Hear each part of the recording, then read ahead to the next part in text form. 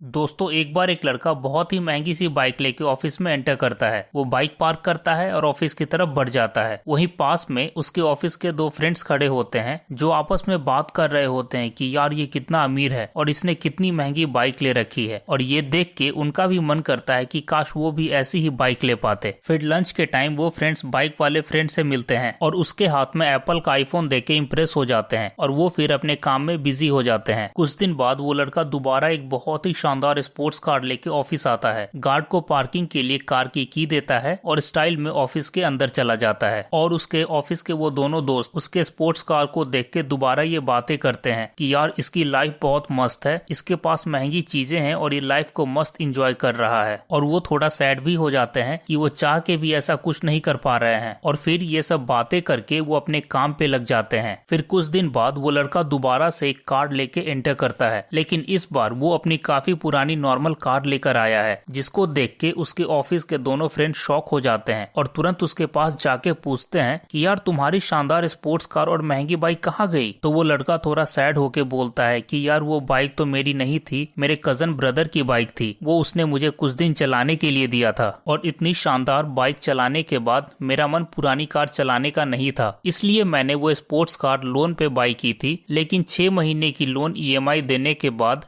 जब मैं लोन नहीं चुका पाया तो वो मेरी स्पोर्ट्स कार लेके चले गए, इसलिए अब मैं पुरानी कार में आया हूँ। तो दोस्तों इससे ये पता चलता है कि रिच और वेल्दी होने में क्या डिफरेंस है। आज के टाइम पे आपको बहुत से लोग रिच दिख सकते हैं क्योंकि उनके पास महंगी से महंगी कार, बाइक, आईफोन या हाउस है, और आपको जो सामने दिख रहा है उसको आप अमीर मान रहे हैं। लेकिन आपको ये नहीं पता है कि उस बंदे ने उस लाइफस्टाइल को जीने के लिए कितना लोन, डेट या मेंटल स्ट्रेस ले रखा है। इसी बात को आज के हमारे ऑथर मॉर्गन हाउसल इस बुक में एक्सप्लेन करते हैं, जिसमें से पहला पॉइंट है being rich is not equal to being wealthy. जैसे कि हमने अभी की स्टोरी में देखा कि उसके ऑफिस के दोनों फ्रेंड अपने दूसरे फ्रेंड को इसलिए अमीर मानते थे क्योंकि उसके पास महंगी बाइक और महंगी स्पोर्ट्स कार थी, और इस बात को लेके वो दोनों काफी टाइम तक उदास भी रहे। रियल लाइफ में भी हम ऐसा ही करते हैं दोस्तों। फेसबुक पे किसी की ट्रिप की फोटो देख के या किसी की एक्सपेंसिव आईफोन को देख के हम ये मान लेते हैं कि वो बहुत अमीर है और उसके पास बहुत पैसा है, जबकि अमीर वो होता है जो वेल्दी हो, मतलब वो इंसान जिसके पास पैसे तो है बट वो शो ऑफ करने में बिलीव नहीं करता है, जो कम समय में ज्यादा नॉलेज गेन करने में बिलीव करता है। वो लाखों रुपए को खर्च नहीं करते हैं, वो पैसे को इन्वेस्ट करते हैं। एक्चुअल वेल्दी होना वो है जिसमें आप स्ट्रेस फ्री लाइफ स्पेंड कर सकें। ज्यादातर लोगों को लाखों रुपए इसलिए नहीं चाहिए क्योंकि उनको इन्वेस्ट करना है या ग्रो करना है, उनको ज्यादातर पैसे इसलिए चाहिए ताकि वो उन सबको खर्च कर सकें। जैसे कि एक पुअर माइंडसेट बंदा सोचता है कि मैं लाखों कमाऊंगा और फिर इन्वेस्टमेंट और फाइनेंशियल ग्रोथ के बारे में लर्न करूंगा। वहीं एक मिलियनियर सोचता है कि मैं छोटे अमाउंट से सेव करना स्टार्ट करूंगा और पैसों को बहुत ज्यादा ग्रो करूंगा। इसलिए दोस्तों हमें वेल्दी बनने पे फोकस करना चाहिए। दूसरा पॉइंट है stay wealthy is very difficult from getting wealthy. दोस्तों अमेरिका के एक सर्वे में ये बताया गया है कि वहाँ के बहुत सारी medium to low families lottery buy करने में बिलीव करते हैं क्योंकि वो बाई लक अमीर बनना चाहते हैं, और उनका बिलीव इतना स्ट्रॉन्ग है कि वो अपनी कमाई का बहुत बड़ा हिस्सा लॉटरी खरीदने में लगाते हैं। अब चाहे तो वो इन पैसों को इन्वेस्टमेंट में भी लगा सकते हैं और एक अच्छा वेल्थ कमा सकते हैं, बट उनका जो स्ट्रॉन्ग बिलीव जो लक पे है वो उनको लॉटरी खरीदने के लिए ही बोलता है। और उसमें से कुछ लोग जो लॉटरी जीतते भी हैं वो जितनी जल्दी वेल्दी बनते हैं उतनी जल्दी गरीब भी हो जाते हैं। रीजन ये है कि उनको पैसे तो मिल जाते हैं लेकिन उन्हें पैसे को हैंडल करना नहीं आता, वो मनी मैनेजमेंट नहीं जानते हैं, पैसे को किसी वर्दी इन्वेस्टमेंट में नहीं लगाते हैं और सिर्फ स्पेंड करने में और इंजॉय करने में ध्यान देते हैं, और इसलिए एक दिन उनके सारे पैसे खत्म हो जाते हैं। इसलिए ऑथर हमें पैसों को लेके 3 सर्वाइवल माइंडसेट बताते हैं, जिसमें से पहला पॉइंट है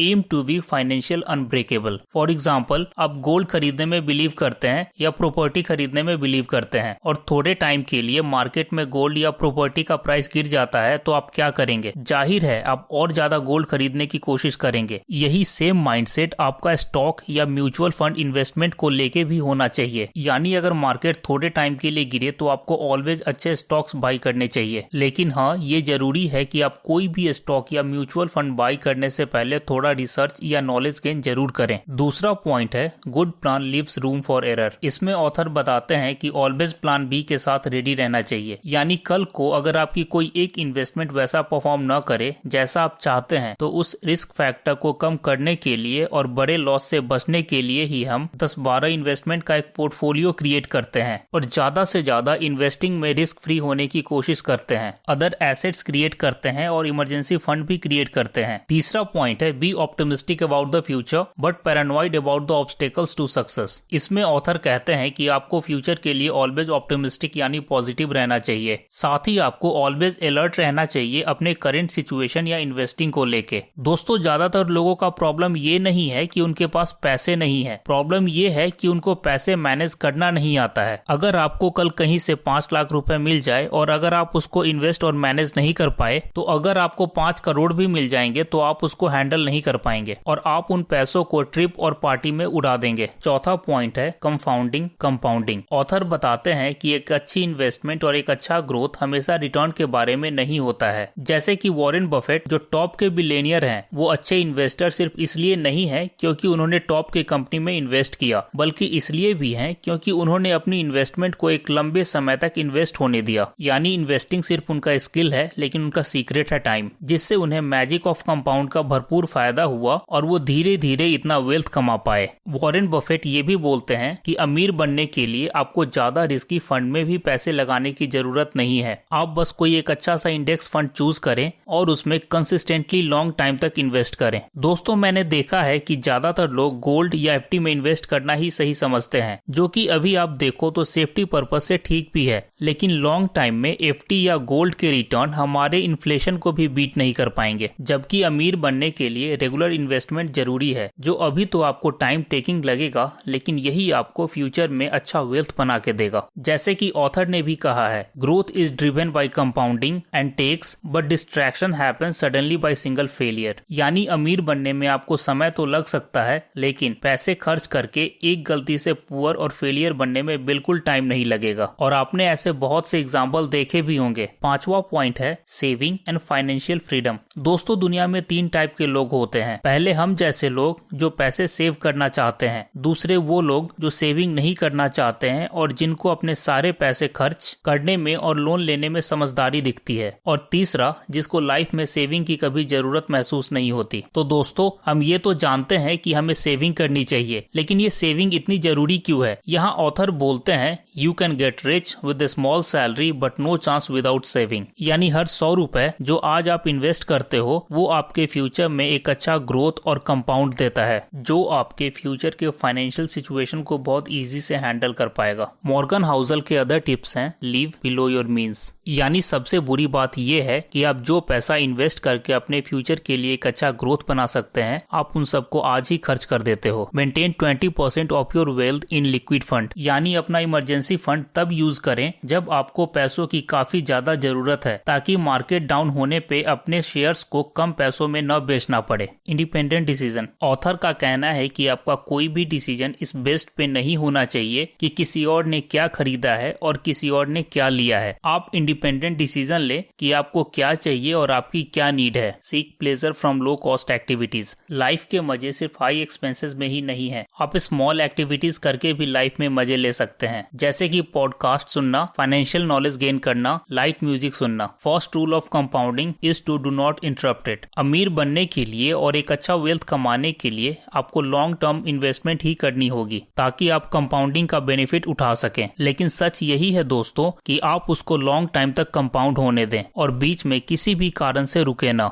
every investor should pick a strategy that has the highest odds of successfully meeting their goals. Author कहते हैं कि इंडेक्स फंड किसी भी इन्वेस्टर के लिए बेस्ट चॉइस है, क्योंकि ये सबसे कम रिस्क वाला फंड भी होता है, जिसके बारे में मैं आपको आने वाले वीडियो में जरूर बताऊंगा। तो दोस्तों आज के लिए इतना ही। अगर आपको वीडियो पसंद आया तो चैनल को सब्सक्राइब और वीडियो को लाइक जरूर कर देना। गुड बाय दोस्तों, जल्दी मिलते हैं नेक्स्ट वीडियो में।